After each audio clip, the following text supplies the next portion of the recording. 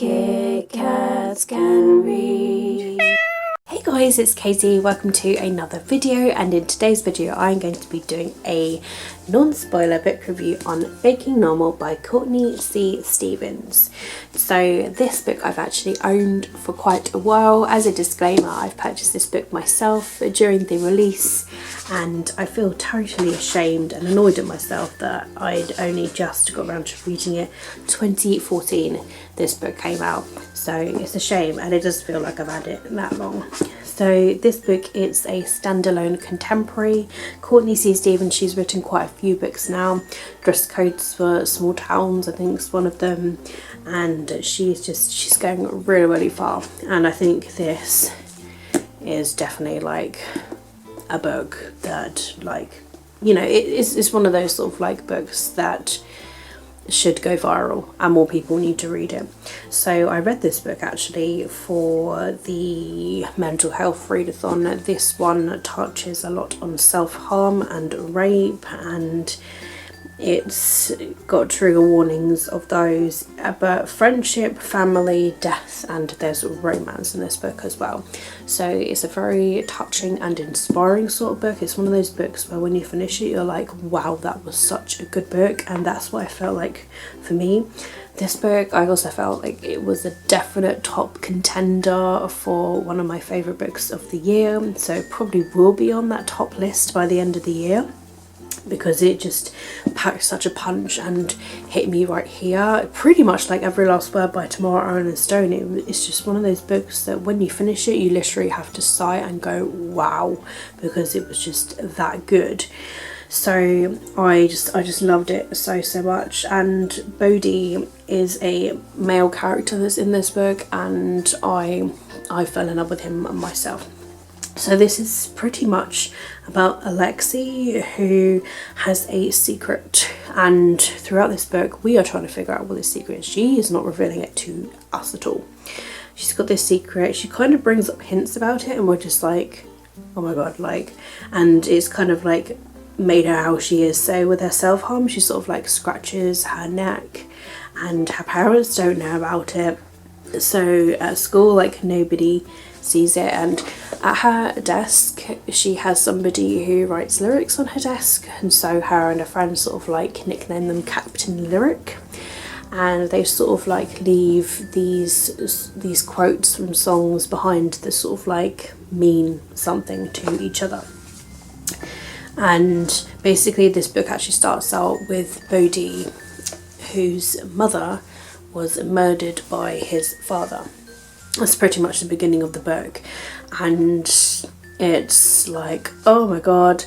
And then Bodhi has to stay with Alexi's family because his father is, you know, whatever, and his mother's now gone, and his brothers can't really like look after him sort of thing. So they take him under their wing, and pretty much like Bodhi is like really sort of like reserved, he's quiet, and Lexi is just sort of like, I want to get more words out of him rather than one word. And sort of like, I think this is a brilliant novel as well, because just Alexi's got her own issues, and Bodhi obviously has this situation with the murder, and just how they sort of use each other and need each other as well. Like, I think it's really beautiful, and you can honestly see that, and you can honestly see this thing that's going on between them, and it's a really beautiful friendship. And there's also the mystery of like this Captain Lyric and who he is, and I just think it's like, it's totally awkward. And yeah, this book it's just so powerful, it's very moving, and it's beautiful, and it's just such an amazing book. Just that, you know, not too much happens in the book. It's more about like these characters and how they develop and how they find each other sort of thing. And there's crappy things that happen in this book, like with the death, and we do find out at the end what happens. Like, what is this mystery that Alexi, why is Alexi like this, why is Alexi hurting herself? And Bodhi is trying to help her through that, and just, oh, it's just such a good book. So yes, there is a romance in this book. and it's just like the sweetest, beautiful romance ever, like they're meant to be. And it's so good. It's how people get to that stage as well. It's not love at first sight sort of thing. It is literally like it's blossomed and bloomed into this, where they've just sort of like thought they didn't need it, but then they did. And I just think it's so fantastic, just how they help each other with their little phobias that they have. And I think that's probably my favourite parts of the book, just when they help each other with their little private OCD issues. And I just think that is like the sweetest thing like ever.